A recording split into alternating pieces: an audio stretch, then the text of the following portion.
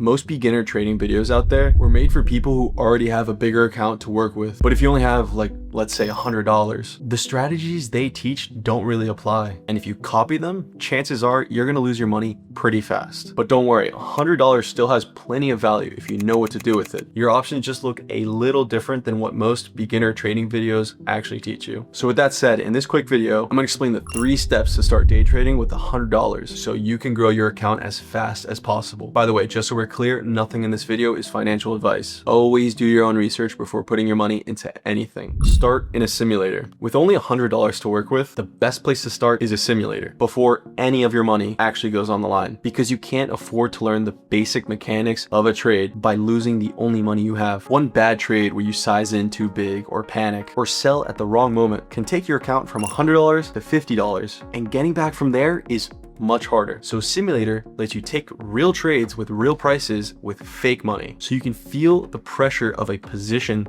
moving against you and build the discipline to stick to your plan without risking any of your $100. Now, the tool that I use for this is called Stocks.news, which is a mobile trading research app with a built-in simulator that runs on live market data. It comes with $100,000 in fake money, and you can place the same kind of orders that you would in a real broker, like buying, selling, and setting automatic orders to buy or sell at a certain price. The prices you see in a simulator are the same exact prices you would see if you were placing a real trade right now. I'll leave a link to download Stocks.news in the description below in case you want to start with that. The way I'd use a simulator is to commit to a few weeks of consistent trading. I'd really practice before putting $100 on any real trade. Take the same number of trades that you would if it was your real money. Follow the same rules and treat the fake balance as if it were real. The goal is to prove that you can follow your own rules consistently and end the few weeks with more than you started with. Once you've done that across enough trades, you'll have a pretty good idea on whether or not you're ready to actually start trading with your $100. Place your first real trade. Once the simulator results have given you some confidence to actually place your first real trade, there are 2 things you have to get right with the entry. First, stick to one position at a time. Spreading $100 across 3 or 4 positions means each one is too small to actually do anything, even if the trade works. A single $80 to $100 position on a stock that you've actually done research on is going to grow your account a lot faster than 4 separate positions for $25 each. Second, pick a stock that's moving for an actual reason, not just the first thing you see going up. The stocks worth picking are moving because of something specific, a company announcement, an earnings report, or a major piece of news. What I would do is build a small watch list of 5 to 10 stocks you're interested in, set price alerts and news alerts on each one, and let the app notify you when anything happens instead of staring at your screen all day. And Stocks.news has all this built in, so let me show you how to use it. So here we are in the app. I'm going to show you real quick how to add a stock onto your watch list. We can just pick something random from the scanner here, like NCIQ. Click on the ticker. You'll see a bell right up here in the top right, and you can see we could set alerts for sentiment spikes and mention spikes. Check those off, add to alert. You'll hear that little sound, and just like that, it's done. And now to add to our watch list, we click the star on the top right, and voila, there we go. And if you want to see what stocks you have on your lists, go back home,